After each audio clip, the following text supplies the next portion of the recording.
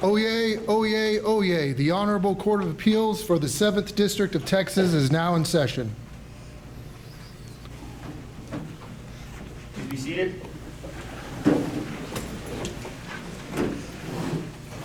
We welcome you to the April 17, 2025 settings of the 7th Court of Appeals, sitting in Wayland Baptist University, Plainview, Texas. First, I want to thank the university for allowing us to come and present argument here.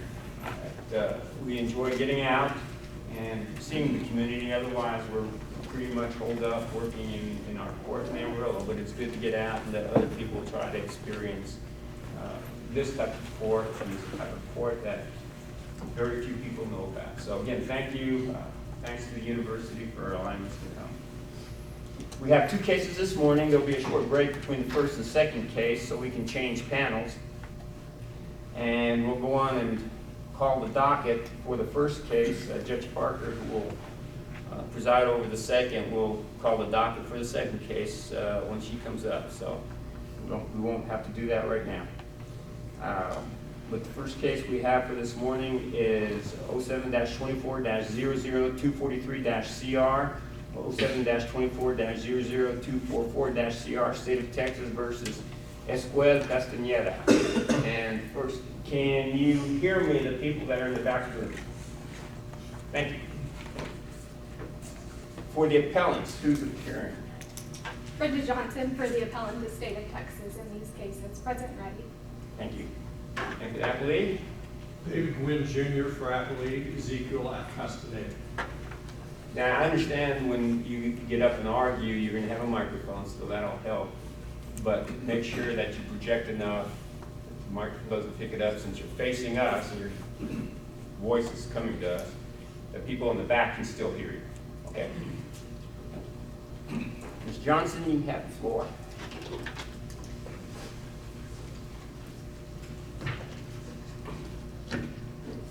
Before we start, just for the people in the gallery, if you see there's two timers up here. Unlike trial court, we provide just a specific amount of time for the attorneys to argue.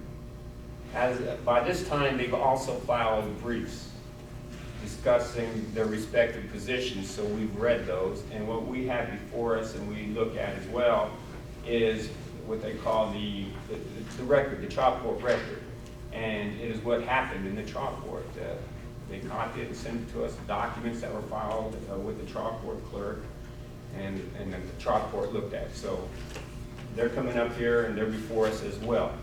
But each side has 20 minutes, and then the appellant, and the appellant is the party who lost downstairs, so to speak, they'll have an additional 5 minutes for rebuttal. Thank you. May it please the court? Counsel. Counsel.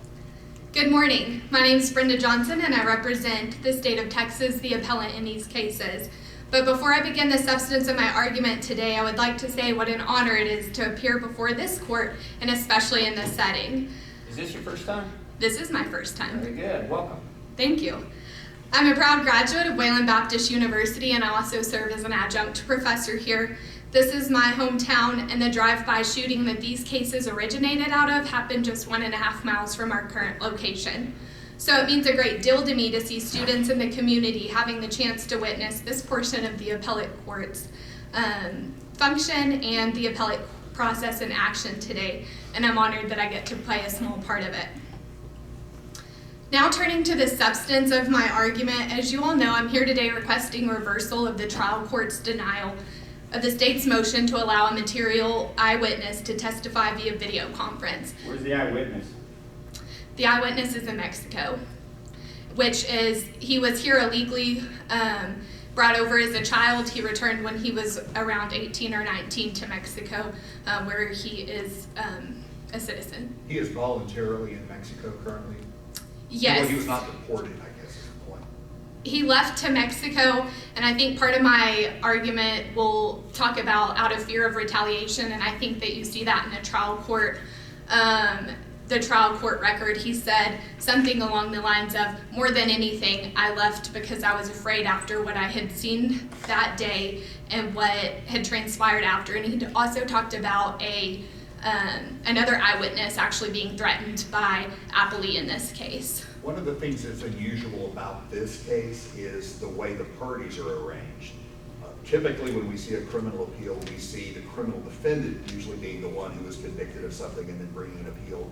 But in this case, the state is the one bringing an appeal. And that changes the jurisdiction that this court has a little bit on considering matters in front of it, right?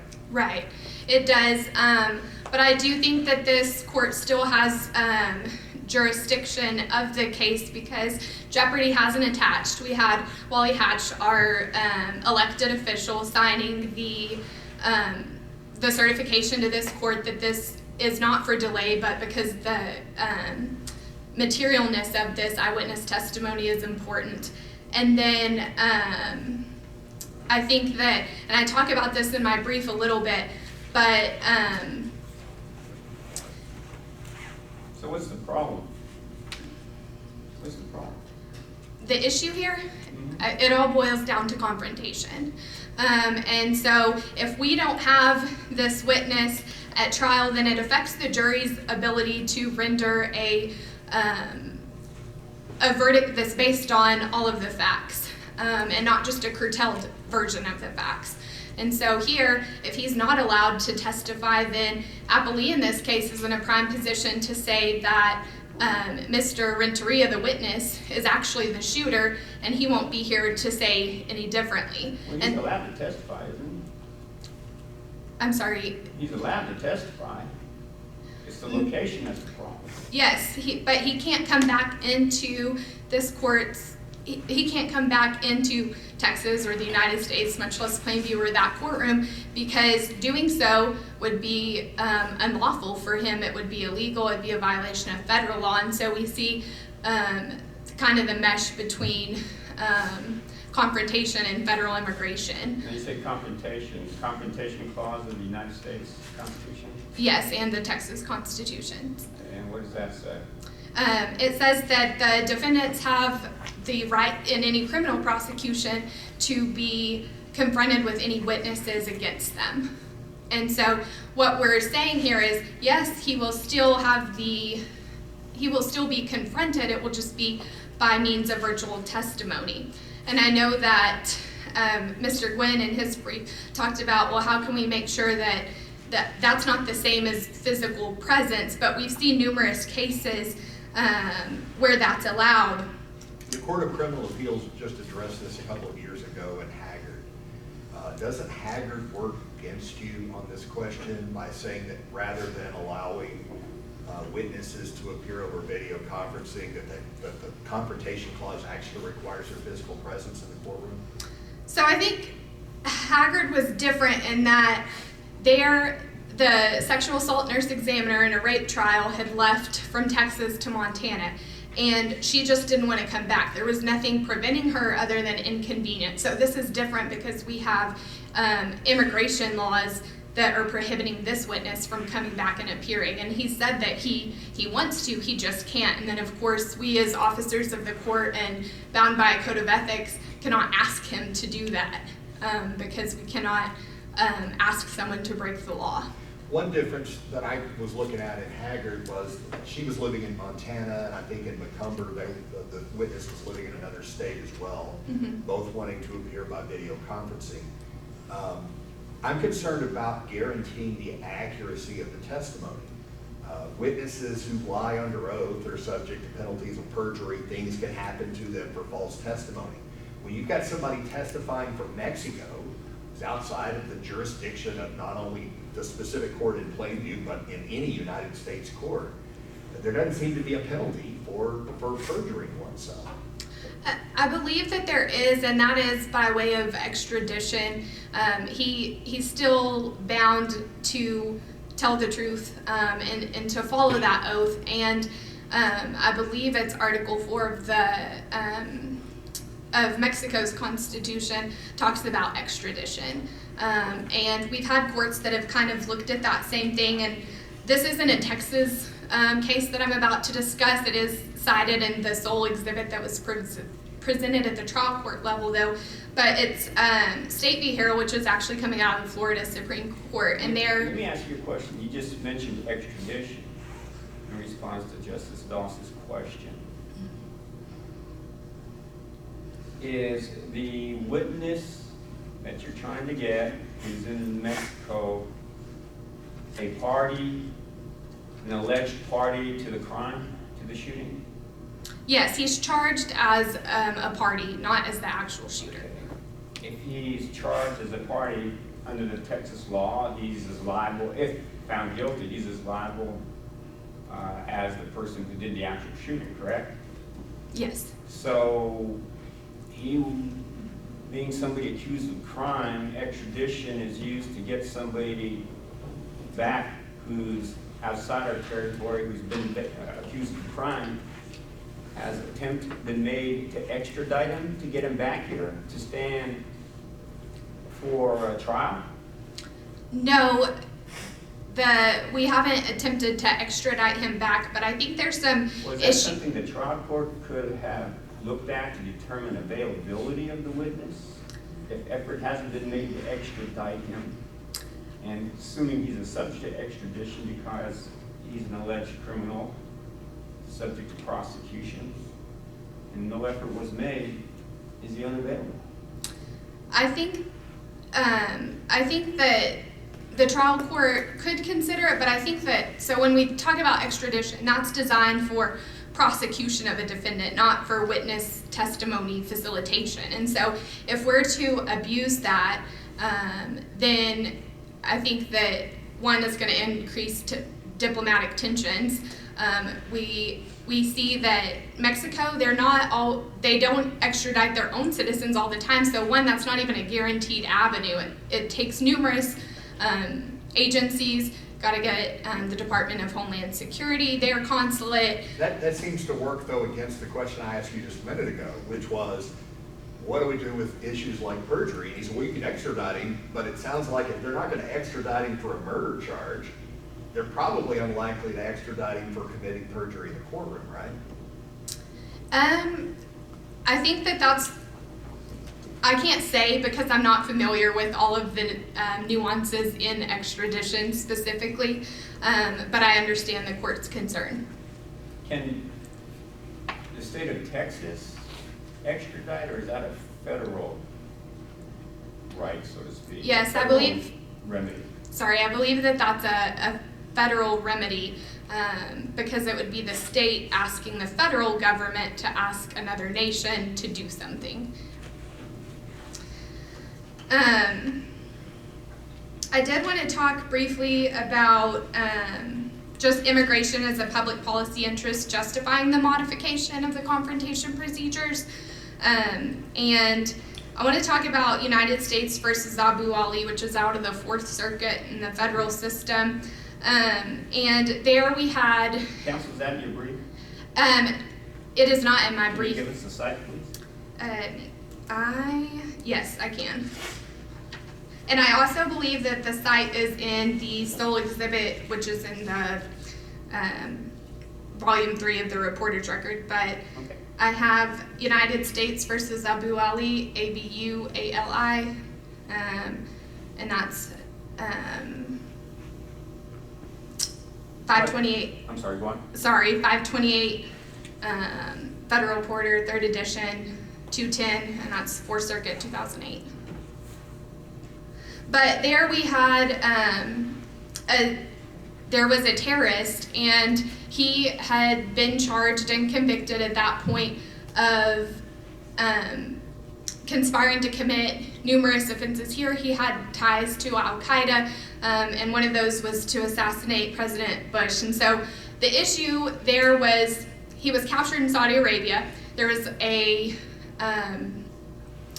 confession, but he was challenging the voluntariness of that confession. And so it became necessary for the state to have those Saudi Arabian officials come and testify to the voluntariness of it. And there the court allowed a video conference deposition, and then that was played at the trial court. So we've seen that that they've allowed this as a reliable alternative. And I think here, this is better than that video deposition because the jury is able to assess credibility and demeanor in real time. And Do we know what the factors the court looked at on why video technology was available then? Was there, I mean, obviously he was being held probably on federal charges for something else and they didn't want to bring him in, but did the court make specific findings on whether there was a threat posed to either his safety or to somebody else's safety by having him testify live? What was the reason for why they allowed video testimony, I guess? Okay, so the Saudi Arabian officials were not allowed by their government to enter the United States, which is similar to what we have here. But then they weren't going to obviously have the trial go there, and that witness, the defendant in that case, they didn't want to take him back over to Saudi Arabia because Saudi Arabia also wanted him on charges, and then he was going to maybe potentially be kept there and we would lose him for the United States prosecution. The other case I wanted to talk about briefly was the State v. Harrell case out of Florida. That I know that Mr. Gwynn's asserted in his brief that because this is a material eyewitness that maybe the court needs to be extra cautious. In that case, I would just briefly point out that those were actual victims of a robbery. They were Argentinian witnesses who were... Again, is Harold in your brief, or is it? It's... If it's not, could you provide our clerk a citation after the argument? Yes, I will. But the Argentinian witnesses were on their way back to the airport to depart to Argentina, and they were robbed, and they were allowed to testify. And obviously, in that case, the victim's testimony is going to be very crucial. And they were allowed to testify via live video conference that took place in a trial court. And then the last one I would say... What were the factors in there to follow up on what Justice Doss asked you? Why were they allowed there? So they couldn't come back due to distance and health-related reasons, personal health-related reasons of that, and they couldn't travel back.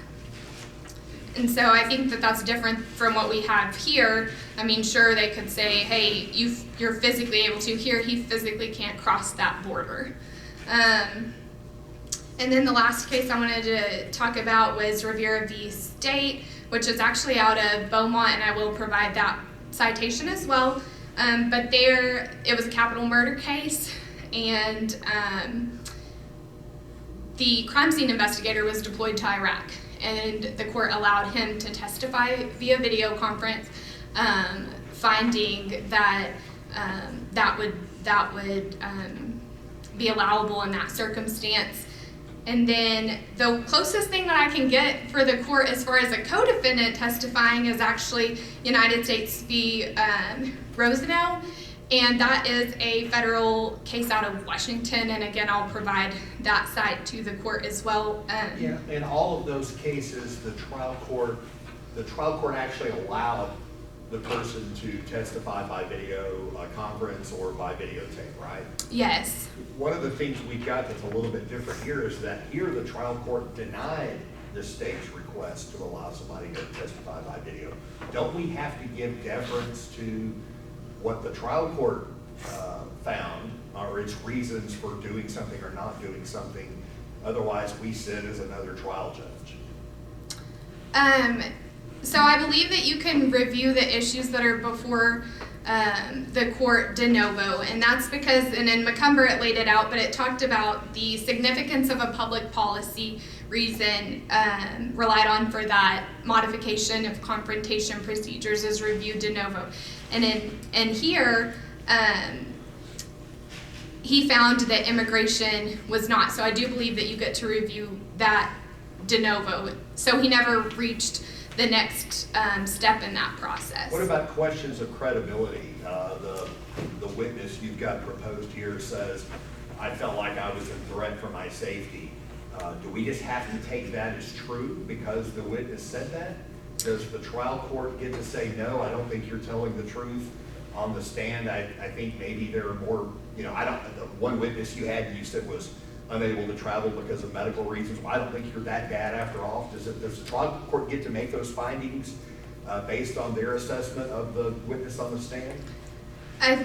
So I think that the trial court could, but here I think the trial court erred whenever it said that a specific threat was what was necessary to prove up retaliation, because we see McCumber and other cases talking about that any concrete reason would suffice, and it has to be more than just a subjective fear, but it could be a concrete reason for suspecting that. And here we have violence that he's witnessed. We know that there's gang affiliation, and I think it's important to remember that the Court of Criminal Appeals has also said that courts should consider in that if they belong to a crime syndicate or a street gang, because that may be different. So to me, I think that was the Court of Appeal or the Court of Criminal Appeals insinuating that yes, that's more than subjective. It may not qualify as a concrete reason, but it's something that we should take into consideration. And if it's present,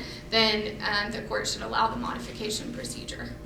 I want to talk about, you mentioned the Harold case from Florida, where they Yes. allowed the remote testimony because the witness had health issues, right? Mm-hmm. Yes. Okay, in comparison to McCumber, they allowed it because of the witnesses was afraid of retaliation. So in each of those cases, you're looking at the witness who's testifying, right? And so the current law in Texas is you've got to be in person unless there's a strong public policy. You're arguing the public policy is protecting the immigration laws. Can you explain that a little bit to me? What I'm worried about is I don't want a formula that just says, well, we need to uphold the law, insert X, immigration law, so this person can now testify. Because usually it's looking at the witnesses. That person has health issues, that person has retaliation issues.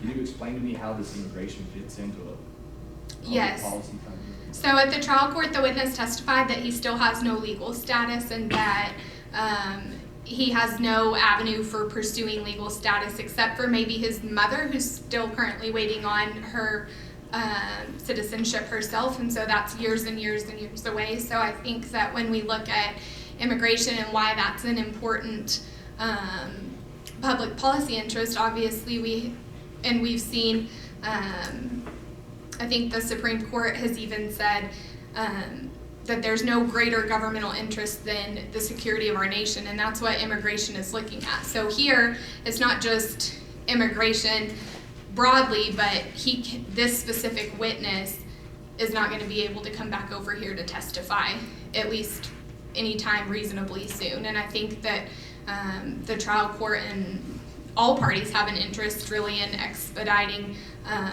trials so that the jury has the best available evidence before it, and we don't have memories fading and things like that we see sometimes when trials are delayed. Who gets to determine what's the best available evidence?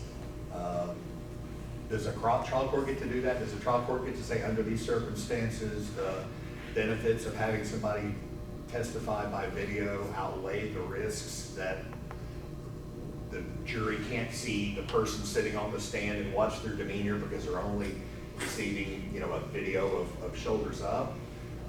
Or who gets to take that into account? Or is that a factor that the trial court gets to consider at all? Notice that your time has expired, but go on and answer the question. Okay. And I'm sorry, I may have not understood the question because I was watching that right in front of you count down, so I apologize. We're talking about balancing the equities of the best trial process. I mean, a trial is a search for truth.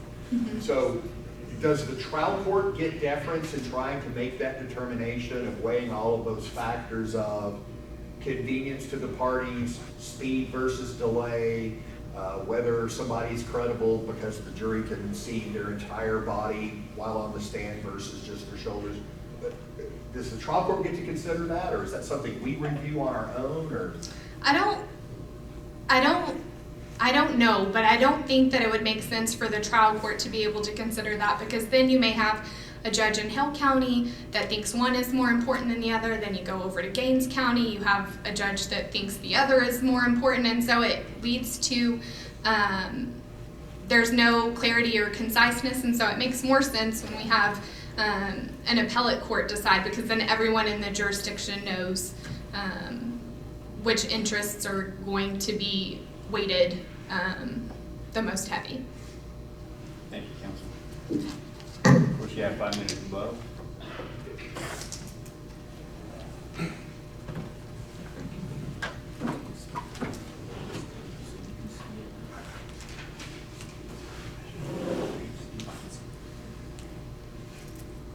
May it please the court, Chief Justice Quinn, Justice Doss, Justice Yarbrough, counsel. The court should uphold the ruling of the trial court in this case. He correctly determined that an illegal alien co-defendant should not... Counsel, confrontation clause was written many years ago, correct? Yes, Many years ago when it was written, they didn't have camera, correct? that's right, They didn't have Wi-Fi, they didn't have internet, that's right. they didn't have AI, which made it a problem in and of itself. We do now. And through that stuff, can't it be a person virtually be in the same room as you? Virtual is not presence. Okay, to what extent then? Are we focused only on what the concept of presence was back then when the Constitution was written, or do we see the circumstances of society now as to what presence can be? No.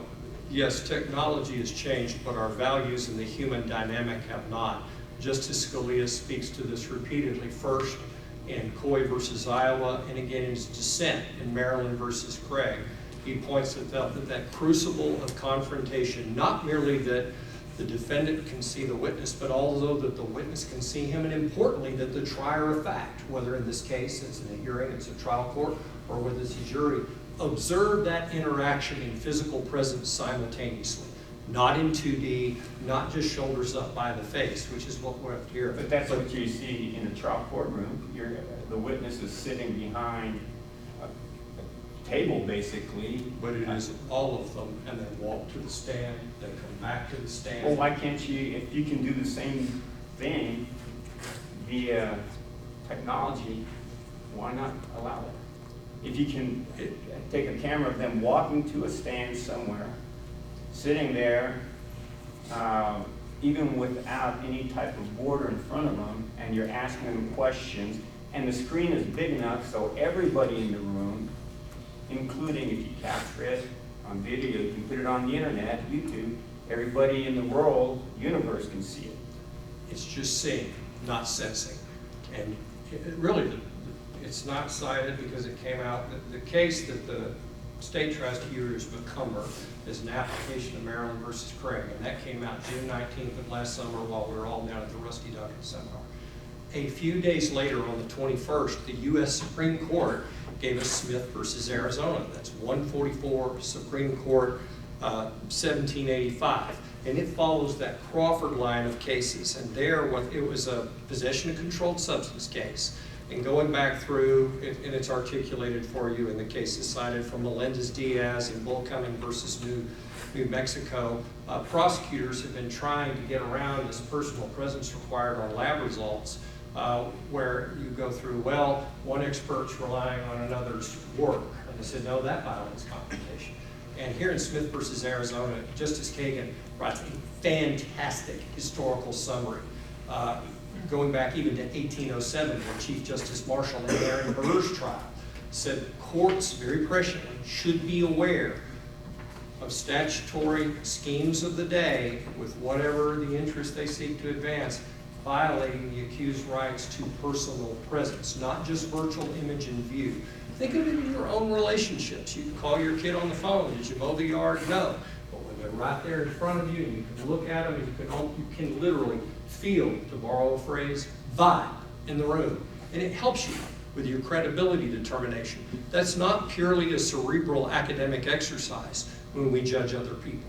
Are you afraid of someone or not? Well, you can look at them on paper or you can be 5 feet away from them. and there is a world of difference. Would you be married to your spouse virtually and call it the same relationship as it is like when Laura Bush jokingly called President Bush hello lump in the bed because he got up before she did, and he went to bed after she did, but they were still connected. So there are no exceptions? Sir? There are no exceptions? No, Maryland versus Craig said that's not an absolute procedure, but it's not easily given way. You must have in the record an express finding of necessity and also reliability. Is there a, you know, if the McCumber case got a petition for certiorari or what's going on in that matter? It did, and I called Steve Green. They didn't take it up on cert. For what it's worth to address that about McCumber, I don't think, actually you can follow McCumber to a T and rule this way, because what Justice Keel, I think she wrote that opinion, what she hinged it upon was the deference standard given the trial court. The complaint Justice Walker and Justice Hervey had in the dissent, McCumber was, wait, this was too vague, he didn't have enough. And they said, trial court observed it, you can't second guess that. Well, now here we had more, and the trial court did view it, and there's an implied finding, and even says it in his conclusions of law, that there was no threat against Mr. Renteria, who we contend is the shooter. He says we're the shooter. I mean, how convenient. An illegal alien shoots somebody, says it's someone else, runs to Mexico and says, oh yeah, now I'm here now, let me testify against him remotely. No, he needs to be here. There are exceptions, but even Maryland versus Craig. Congress of that, I think the state is arguing, and I guess this affects necessity. The defendant that's here, that they're prosecuting, is going to say, no, the person in Mexico is the shooter. And there's not going to be any way for the state to rebut that if they cannot do it remotely, so to speak. That's right. So That's tough. exactly right. That's what happens. If your expert witness dies in a civil case about an aeronautics crash or hasn't been But deposed, you can get another expert witness, can't you? if they can In that conduct their own situation, work can and you do get another that, they could. alleged co-defendant? Sir? Can you get another alleged co-defendant who allegedly was there and saw everything? I've got one I've interviewed. We'll see how that, when he testifies. Yeah, there are several other people in the car when the shooting takes place over at the Allsops on 24th Street. So this is not the only person present? No. In addition to the accused and the person in Mexico? That's right. And is that in the record? I don't think it is. I don't think they That may be enumerate. different Well, than no, it it was. is in, pardon me. Yes, Justice Ezequel did a lot of good work in these findings, and he indicated there was Mr. Laura Renteria, there was a Saul, there was a Lee, there's Ezequel, there's Jesse Samaripa. There are a lot of other people in the car, plus there's the young lady and the gentleman who got hit by bullets there at Allsops, Brittany Nash, Pat Nash's daughter, and I think it's O'Brien Jackson is the other gentleman who was injured. So the shooting victims live? You bet. Arguably, they could say who the person was who pulled the They trigger. don't know. That's not in the record before you, but they're just kids at the convenience store. Remarks are made about a girl's appearance, other people disagree, and then the bullets fly. Your argument, does it not give incentives for the accused in particular crimes to make sure that their co-conspirators are not available to testify? I guess that, you're talking about, sounds like a Sopranos episode, but that, I'm not aware of them being aware of appellate law, but sure, the incentive to rub out a witness against you has always been there. Well, you don't have to rub them out this way, you just make sure that they're beyond the jurisdiction of the. And there's no indication Mr. Castaneda did this. Mr. Rentia said he left all on his own about a year after this, when he was 18 years old, a year later. That's all that happened there. Any discussion of why he left at that point, if he waited apparently a year? Apparently a year. He just said he felt generally afraid of Ezequel, made up a story about Ezequel having touch with Plainview PD. Sources, a 16-year-old has touch within the Plainview Police Department who give him information. There was nothing that corroborated or supported that. And, it's an implied finding from Judge Ezequel that he didn't find that credible, because he said there was no credible threat against this witness. So I guess for the state, Judge Ezequel did say there was no credible threat against the witness, and he's credible. He said there was, let me read you his finding. No retaliation, no evidence of retaliation. No evidence of retaliation. He described 34. Laura Renteria described a general fear of the defendant. 27. Laura Renteria was not threatened by the defendant, and that gets total deference. He said there's no threat against this defendant, so it's just a generalized fear he has. To what extent can we read into that impliedly that the judge was making a credibility finding? Or was the judge making a credibility finding? I think he's implied it. If he says he's not threatened and the kid says he feels threatened, but the judge says he's not, clearly Judge Ezequel disagreed. And he was there, he was in the hearing, and by the way, in that two-way hearing, we could see the witness, but he could only see Judge Ezequel. And that goes back to your original question about presence. It's that triangulated dynamic between the trier of fact, the witness, and the accused. They need, like in Coy versus Iowa, there was an Iowa statute that allowed, as a child sex abuse case, to bring a screen into the courtroom where the girl can still testify in the courtroom, but a screen, if you imagine we're all old enough, a big roller chalkboard is brought up to where she cannot see the accused. He can see her outline. She is physically in the courtroom. No, that violated confrontation. That's from our Supreme Court. As to this case from the Fourth Circuit out of Saudi Arabia, the Garcia case from Texas overrules that. Did you have a right to confrontation at the time of this hearing? I believe so. Did you object to their witness testifying? It was the only way to have the hearing. That was the whole point of the whole hearing for this. So there was no objection to that within the hearings because that's what the hearing was for. So it's okay to do it remotely? Well, it was the only way the state could make its bill, and that was their motion. It goes back to the jurisdictional question. I didn't brief it. This is West Texas practice. Wally let me file my brief. Y'all and Wally let me file my brief late. I chose not to take the 4401 tack, but this kind of appeal of this sort of issue is not listed in the Code of Criminal Procedure under 4401, which 25.2 of the Texas Rule of Appellate Procedure refers you to. They do refer to a law review article authored by former Justice Razmachek, and I would tend to agree this is exactly the kind of question that we may want to raise ahead of time, because if of course the state can't appeal a not guilty verdict, and if I object at trial, the state has a very limited right to appeal motions to dismiss, motions to suppress, things that amend a judgment. An evidentiary trial ruling against the state is not something they can appeal unless it's of a constitutional suppression nature, which I'd have made that objection when they tried to call it that way. So we just took care of it pre-trial, because that's a whole ball of wax for the state. Without him, they don't have their case. And one of the things we look at when we're looking at presentation of evidence and whether it's excluded or it's admitted, which is sort of what we have here, is whether that exclusion is harmful. How do we know at this stage whether that testimony would be harmful or not harmful if in the middle of the case the parties stop and they come to us and say the court was right or the court was wrong? Does harm still play a part of the analysis? I think harm's an after effect. Look at it, what you see, and they kind of rub up against it in some of the opinions, whether it's the Crawford line or whether it's like in Haggard. Part of what they were saying in Macomber with the same nurse who proved up the chain of custody on the same kid was that the state could go, it was less potentially harmful to allow her in Macomber because they could still make their case without her. They could, I think the phrase was, they still had a prima facie case even without the same nurse kid. Here, they can't make a prima facie case without him. So I think it weighs greater to the constitutional protection rather than the state's need for a win. If there were other people in the car, yes. I'm not talking about the victims, but obviously they said they don't know. But if there's other people in the car, why can't they still make their case without those testimony? Because one says the you confused me a little bit on that too, because my earlier question, you indicated that there were other witnesses available. Yes, there are. There are But about 5 these witnesses did not see the shooting? They weren't looking.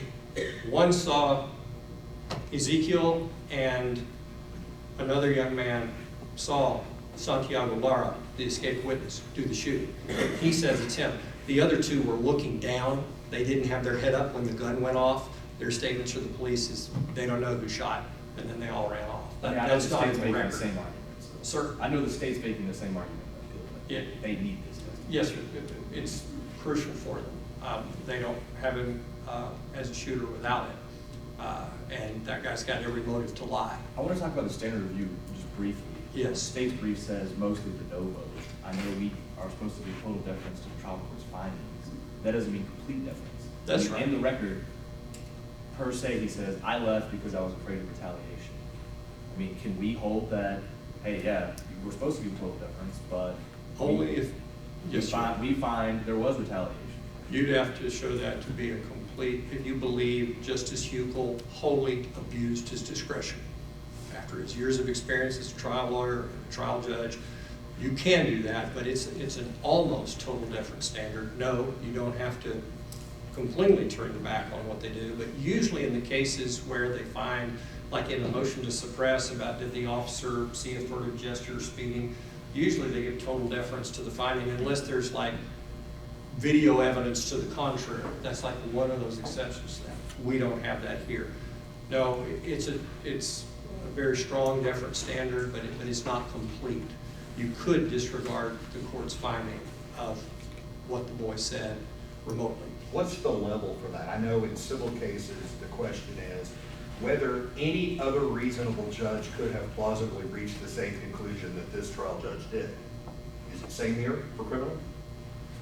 I'm not aware of a case that says so, but I believe the standards are interchangeable in civil and criminal on that, whether it's abuse of discretion. Here, when you have a mixed question of law and fact, it is one that leads more to deference to the trial court because of those inherent fact findings. You indicated there are exceptions. You said necessity, reliability are two factors to trigger the exception. The unavailability of the witness being in Mexico, and your concession that without that witness, really the state has no case. That's right. Why isn't that necessity?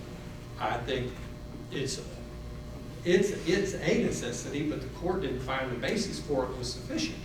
And those facts are, especially when juxtaposed against the Sixth Amendment, absolute, not How did the complete. court not find the evidence of necessity was sufficient? If pretty much you're conceding they need this witness because nobody else can testify the actual. Would you repeat your question, sir? How, first of all, what do they mean by necessity? Let's go back up. It's not just does the state need the evidence, it's the necessity to abrogate the Sixth Amendment confrontation protection. And Justice, And what triggers that necessity then? The briefs talk about public interest, public policy, correct? yes, First, there's a difference between public interest and public policy. And if there's no difference, what do they mean public interest, public policy? fairness in the administration of justice, trust in the judicial system is paramount. And that Sixth Amendment protection for personal presence, which is the preference. You've got to remember, Maryland versus Craig, which is what gives rise to McCumber, was very narrow. And they said this is not easily removed. And here the public interest or policy, to be pronounced, is one, immigration, and the other they mentioned was potential retaliation. But while those legally may be available, violate the criminal law, does the state have public interest in that? yes, the state has an interest in the law being So prosecuted. can we consider that, factor that into as public interest with regard to necessity? Sure you can, but you juxtapose it against, remember, we're in a system of ordered liberty. Here we have an American democratic republic. The state doesn't even really have a right to a fair trial. It is to protect people from the government, to protect from a wrongful conviction. And everything must pass through that crucible of confrontation. You know, there were those four factors that Maryland versus Craig discussed about of physical presence, oath, cross-examination, and a complete chance for the trier of fact to observe that witness. Kind of like when you we allude to them in the brief. There's Hammer 1 and Hammer 2 are the cases where it's a sexual assault trial. The victim has made past false sexual outcries of a sexual nature.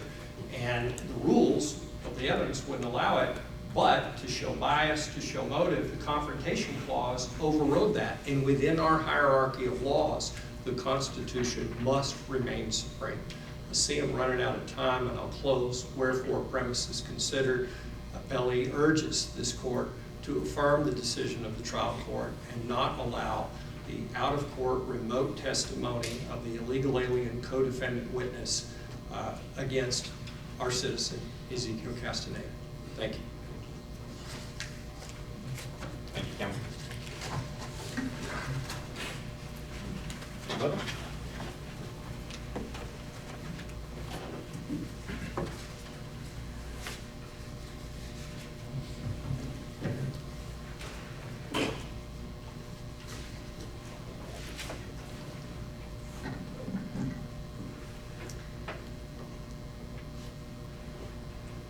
Whenever you're ready.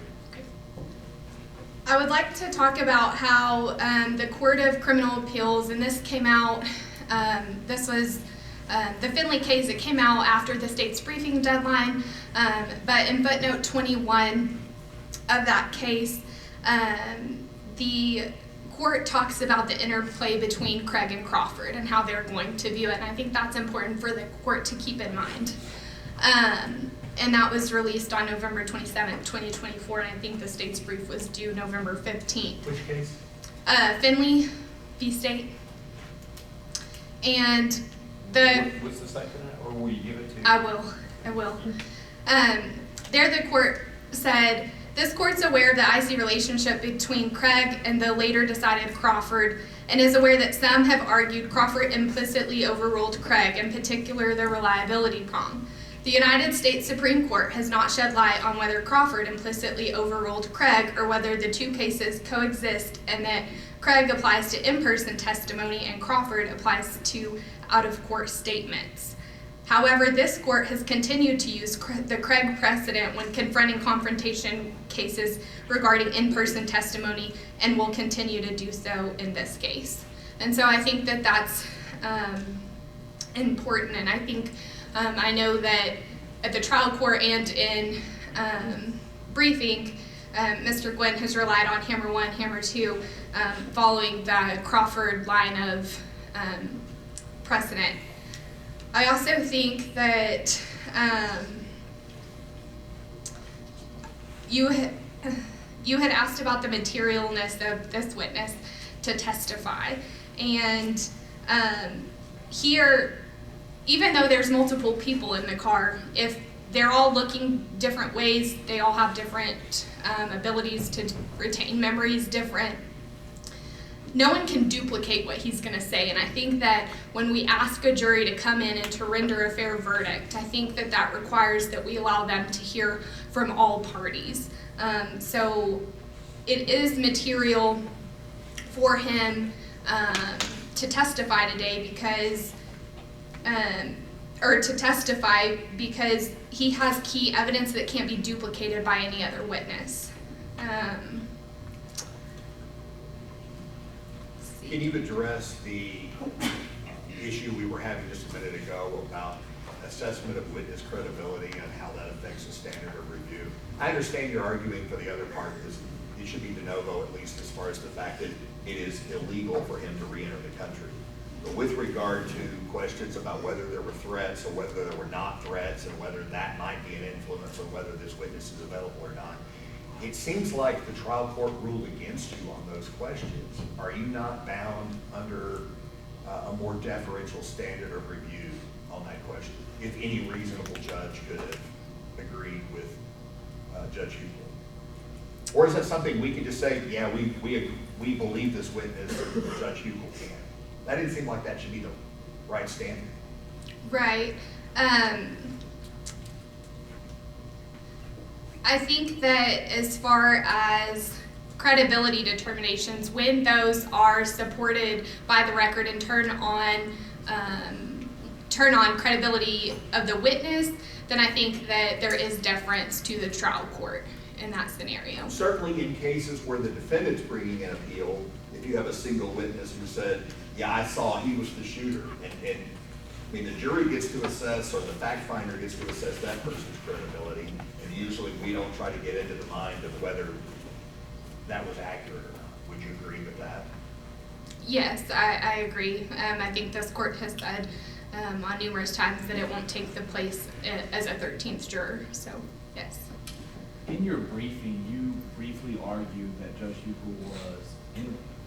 he was arguing public policy against public policy. Can you just articulate that for me so I can wrap my head around it? Yes, so he had asked what public policy is advanced whenever we allow someone to basically evade prosecution from the time being. So he is comparing the public policy interest of favoring prosecution with immigration. And again, I don't believe that the courts can do that. I think this is similar to maybe a motion to revoke context, and where you can find one public policy reason is enough, just like in a motion to revoke, you can find one of the state's allegations is enough. And I see that I'm running out of time, and so I would respectfully request reversal of the trial court's order in this case. Thank you, counsel. Excuse me. Please second. The case is submitted and you are excused to leave. We will take a brief recess. I want to apologize to Justice Parker. Obviously, maybe I was trying to get out of the second case, but no, I'm not getting out of the second case. She will be presiding on the second case this afternoon. So I apologize for that. And we'll be back in a second. All rise.